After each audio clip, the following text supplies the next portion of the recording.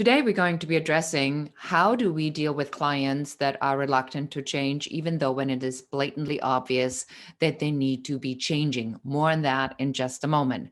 My name is Beate Chalette. I'm the growth architect and founder of the Women's Code, and I work with organizations and businesses that want to grow, build, and scale their operation while they are developing themselves as excellent and balanced leaders. So let's talk about clients, and let's talk about that it is so easy for a consultant, a coach, or a service provider to look at a client's stuff and say, yeah, this is really dated. This is really old. The language is not right. The marketing is not right. You're marketing to the wrong person. The avatar is not right.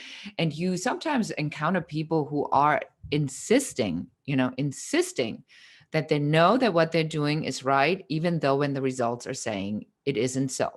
So what should you do as a business owner to address that? Because you can see it, you want to help them. So here's the process.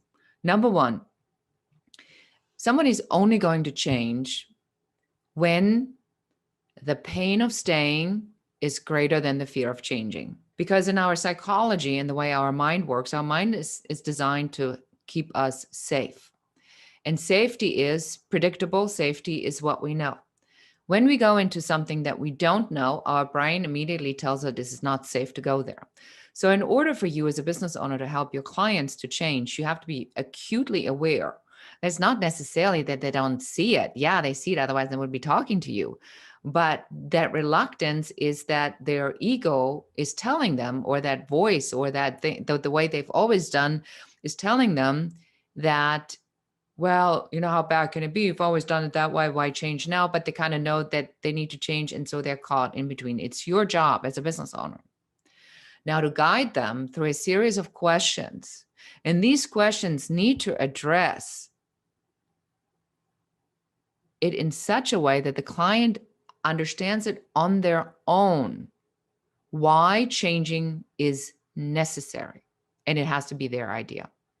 So I take when I have a new client come in. So let's say I work with a new private client and they, already know me, or they just met me and they say, Beate, I want to talk to you in an uncovery session. I want to learn on whether or not you can help me to grow, build, and scale my business, or, help me with my team building, help me with my leadership. Those are the three things I work in.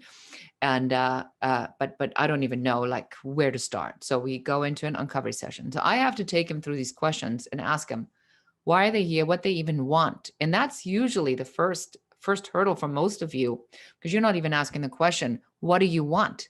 So if the client doesn't know what they want, then no matter what you're providing, they're not going to be doing it, because you're just throwing ideas at them that you know in your heart, because it's your job and your business, that they need to be doing. But without them having the awareness that that's actually something that they need to get where they want to go, it's not going to happen, because they don't know that they need to go there.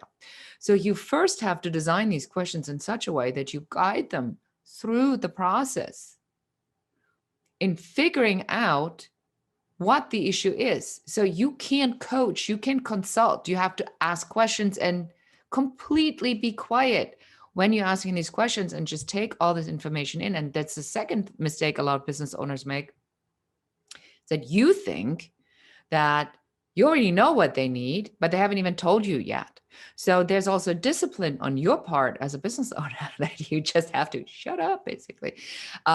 Be quiet when the client talks, and you keep asking these clarifying questions.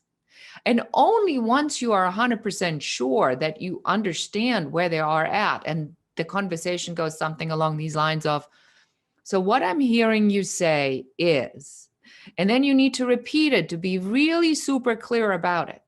And when you have that clarity, then you know if you are a good fit for them or if you're not a good fit for them. If you're not a good fit for them, this is the time where you say, I'm so glad we had this conversation. That is not what I do, but let me recommend you to somebody who does.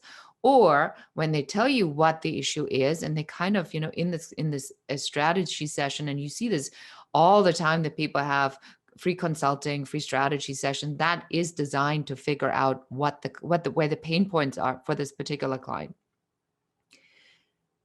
In that session, then that's your second step. You take him through this, and then you pinpoint it And once they understand that you understand, that's when they're going to start to see the light at the end of the tunnel. But without that understanding first, that there is an issue, that they want to be somewhere else, that they have a problem, which is all of this needs to be uncovered in this conversation, and their commitment and urgency to actually do something about it, you are not going to make this client happy.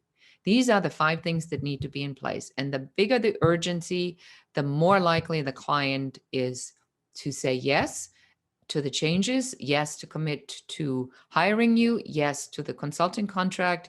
But you have to do the work beforehand, because once you're in an agreement with someone who's just looked at your portfolio and says, wow, you're really amazing, and then you have them as a client and you don't know what they want, it's like throwing, the proverbial spaghetti at the wall. And this is a secret to dealing with difficult clients. But before I tell you that, I want you to subscribe now and like this video so we can reach more people with my channel and give them more tips on how to be successful and grow, build, and scale their businesses. The most important thing for you as a business owner is for you to understand why people are coming to you, what their problems are, and how you can help them.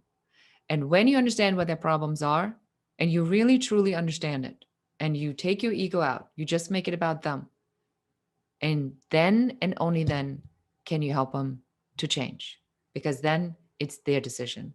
You're not going to make anybody change, in case you haven't noticed that. They change on their own.